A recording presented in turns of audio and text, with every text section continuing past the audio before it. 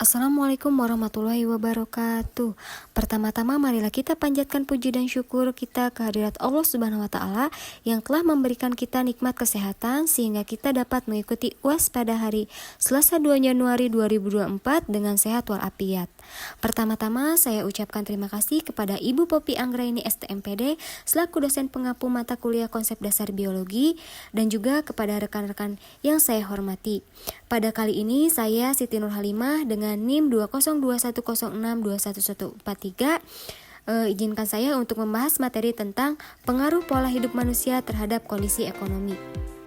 Yang pertama ada pola hidup manusia. Pola hidup merupakan kebiasaan yang terus-menerus digunakan oleh manusia untuk kepentingannya sendiri maupun untuk orang lain.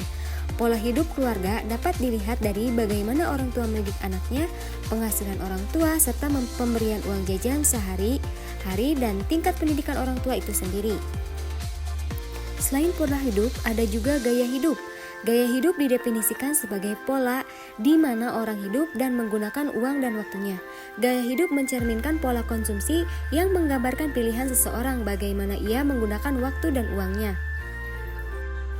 Nah, teman-teman sekalian, apakah kalian tahu faktor-faktor yang mempengaruhi gaya hidup?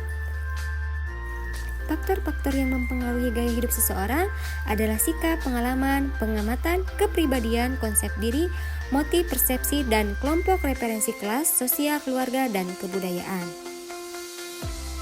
Selain faktor-faktor yang mempengaruhi gaya hidup, ada juga bentuk-bentuk dari gaya hidup. Bentuk-bentuk gaya hidup yang pertama yaitu industri gaya hidup. Dalam abad ini, penampilan diri itu justru mengalami estetisasi kehidupan sehari-hari dan bahkan bunuh atau diri pun justru mengalami estetisasi tubuh.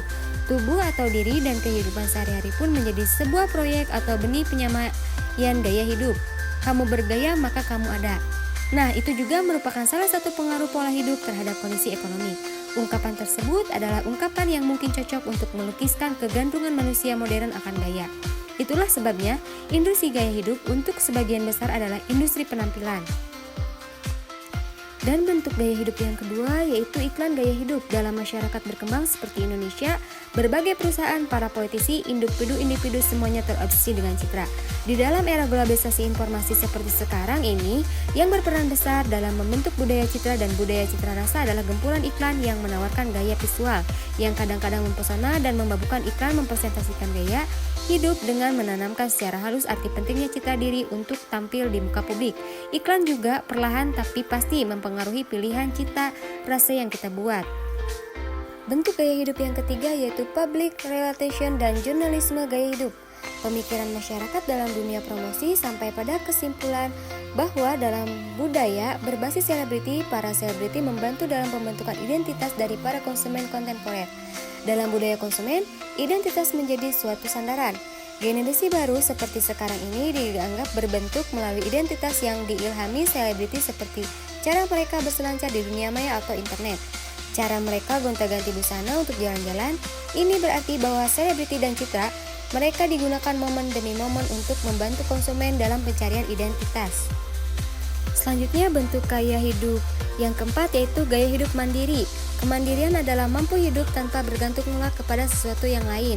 Untuk itu diperlukan kemampuan untuk mengenali kelebihan dan kekurangan diri sendiri, serta berstrategi dengan kelebihan dan kekurangan tersebut untuk mencapai tujuan. Nalar adalah alat untuk menyusun strategi.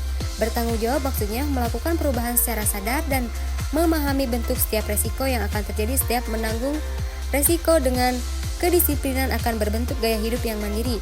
Dengan gaya hidup mandiri, budaya konsumerisme tidak lagi memenjarakan manusia. Manusia akan bebas dan merdeka untuk menentukan pilihannya secara bertanggung jawab, serta menimbulkan inovasi-inovasi yang kreatif untuk menunjang kemandirian tersebut. Bentuk gaya hidup yang terakhir yaitu gaya hidup hedonis. Gaya hidup hedonis adalah suatu pola hidup yang aktivitasnya untuk mencari kesenangan hidup. Seperti lebih banyak menghabiskan waktu di luar dan lebih banyak bermain, senang pada keramaian kota, dan senang membeli barang yang mahal yang disenanginya, serta selalu ingin menjadi pusat perhatian. Gaya hidup dan pola hidup manusia sangat berkaitan dengan ilmu ekonomi. Ilmu ekonomi sederhananya adalah ilmu tentang pilihan, yang dimana manusia itu bawaannya ingin ini dan itu, dan banyak lagi sekali. Tapi pastinya tidak mungkin semua keinginan itu tercapai. Pengaruh pola hidup yang berlebihan akan menimbulkan kerugian terhadap kondisi ekonomi seseorang. Karena tentunya modal yang kita punya itu terbatas sesuai dengan status ekonominya. Apakah status ekonomi berpengaruh terhadap gaya hidup dan pola hidup seseorang? Ya, status ekonomi sangat berpengaruh terhadap gaya hidup dan pola hidup seseorang. Hal ini dikarenakan dapat mempengaruhi perilaku atau kebiasaan dalam kehidupan sehari-hari. Contohnya, semakin tinggi status ekonomi seseorang, maka semakin mahal atau tinggi pula gaya hidup mereka dan cenderung berperilaku hedon atau disebut dengan bergaya hidup tinggi. Selanjutnya, bagaimana dampak ekonomi hidup terhadap pola hidup? Dampak ekonomi terhadap pola hidup seseorang terjadi dalam dua keadaan, yaitu yang pertama ekonomi buruk. Yang dimaksud dengan ekonomi buruk, masyarakat akan berpola hidup bekerja keras. Yang kedua, ekonomi tinggi, di mana timbul rasa konsumtif dalam masyarakat dan adanya kesenjangan sosial. Seseorang dengan tingkat kekayaan yang tergolong tinggi akan berbeda pola hidup dan gaya hidup kebiasaannya dibandingkan dengan orang yang tingkat ekonomi di bawah standar. Jadi pola hidup yang tinggi sangat berpengaruh terhadap kondisi ekonomi. Selanjutnya ada beberapa faktor yang dapat menentukan tinggi rendahnya keadaan sosial, ekonomis, dan pola hidup seseorang. Seseorang dalam masyarakat, tingkat pendidikannya, jenis pekerjaannya, tingkat pendapatan, keadaan rumah tangga, dan tempat tinggal, kepemilikan kekayaan, jabatan dalam organisasi, serta aktivitas ekonomi, dan lain-lain. Pada dasarnya, gaya hidup dan pola hidup manusia sangat berpengaruh terhadap kondisi ekonomi.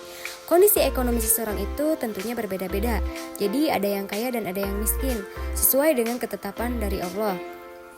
Allah Subhanahu wa Ta'ala menciptakan orang kaya dan orang miskin agar manusia saling berhubungan, agar kehidupan juga ini tetap berjalan. Mungkin cukup sekian penyampaian materi dari saya. Mohon maaf bila ada salah kata dan masih banyak kekurangan. Wabillahi taufiq wal hidayah. Wassalamualaikum warahmatullahi wabarakatuh.